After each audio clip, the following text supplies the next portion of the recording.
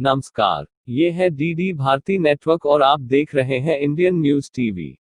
आइए जानते हैं भगवान श्री कृष्ण की मृत्यु के रोचक तथ्य के बारे में।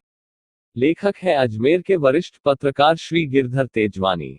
भगवान श्री कृष्ण की मौत के बारे में आम मान्यता है कि जब वे एक वृक्ष के नीचे विश्राम कर रहे थे, तब एक बहेलिये के भ्रमवश तीर चलाने की वजह से उनकी मृत्यु हो गई।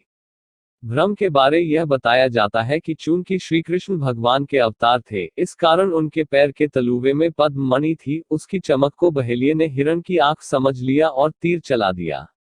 इस बारे में एक मान्यता ये भी है कि महाभारत युद्ध की समाप्ति के बाद जब युधिष्ठिर का राजतिलक हो रहा था, तब कौरवों की माता गांधारी ने युद्ध के लिए श्री कृष्ण को दोषी ठहराते हुए शाप दिया कि जिस प्रकार कौरव वंश का नाश हुआ है, ठीक उसी प्रकार यदुवंश का भी नाश होगा। इस पर श्री कृष्ण द्वारिका लौटकर यदुवंशियों के साथ प्रभास क्षेत्र में आ गए। वहां महाभारत युद्ध की चर्चा के दौरान सात्यकी और कृतवर्मा में विवाद हो गया और सात्यकी ने कृतवर्मा का सिर काट दिया। इससे दोनों पक्षों में युद्ध भड़क उठा। इस लड़ाई में श्री कृष्ण के पुत्र प्रद्युम्न और मित्र सात्यकी समेत लगभग सभी यदुवंशी मारे गए थे। केवल बब्रू और दारुक ही बचे। प्रभास क्षेत्र में एक दिन श्री कृष्ण पीपल के वृक्ष के नीचे योग निद्रा में लेटे थे, तभी जरा नामक एक बहेलिये ने उन्हें हिरण समझकर विषयुक्त बाण चला दिया, जो उनके पैर के तलुवे में जाकर लगा और भगवान श्री कृष्ण की मृत्यु हो गई। इस बारे में कुछ लोगों का मानना है कि असल में यह श्री कृष्ण की लीला थी। इसके पीछे एक प्रसंग का जिक्र आता है। वो यह कि त्रेता युग में भगवान के अवतार श्री राम ने बाली को छुपकर तीर मारा था। द्वापर युग में श्री कृष्ण के समय भगवान ने उसी बाली को जरा नामक बहेलिया बनाया और अपने लिए वैसी ही मृत्यु चुनी जैसी बाली को दी थी।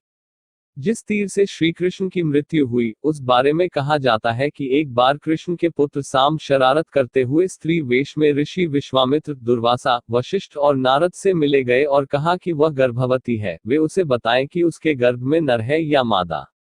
उनमें से एक ऋषि ने अंतर्दृष्टि से यह जान लिया कि वह स्वान कर रहा है। उन्होंने गुस्से में साम को श्राप दिया कि वह लोहे के तीर को जन्म देगा, जिससे उनके कुल का विनाश होगा। साम ने इस श्राप के बारे में उग्रसेन को जानकारी दी तो उन्होंने सलाह दी कि वे तांबे के तीर का चूर्ण बनाकर प्रभास नदी में प्रवाहित कर दें, जिससे उन्हें श्राप से छुटकारा मिल जाएगा। साम ने ऐसा ही किया। लोहे की छड़ का चूर्ण एक मछली ने निगल लिया, जो कि उसके पेट में जाकर धातु का एक टुकड़ा बन गया। जरा नामक बहेलिये ने उस मछली को पकड़ा और उसके शरीर से निकले धातु के टुकड़े से तीर बनाया। उसी तीर से श्री कृष्ण की मृत्यु हुई। इन प्रसंगों से यह तो स्पष्ट है कि श्री कृष्ण की मृत्यु बहेलिये के तीर से हुई। इस बारे में सद्गुरु जग्गी वासुदेव ने और भी रोचक जानकारी दी है। एक प्रवचन के दौरान उन्होंने बताया कि पैर के पंजे में टखने के पास अकीलीज नामक स्नायु बिंदु है, जो कि शरीर की ज्यामिति का एक केंद्र है।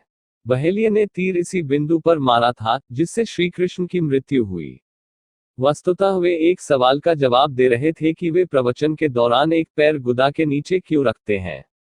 इस पर उनका कहना था कि पैर के अकीलीज बिंदु व गुदा के निकट मूलाधार चक्र के संपर्क में आने से शरीर की ज्यामिति बदल जाती है और अतिरिक्त सजगता आ जाती है। इसी के साथ उन्होंने श्री कृष्ण की मृत्यु का कारण तीर के अकीलीज पर लगने को बताया है।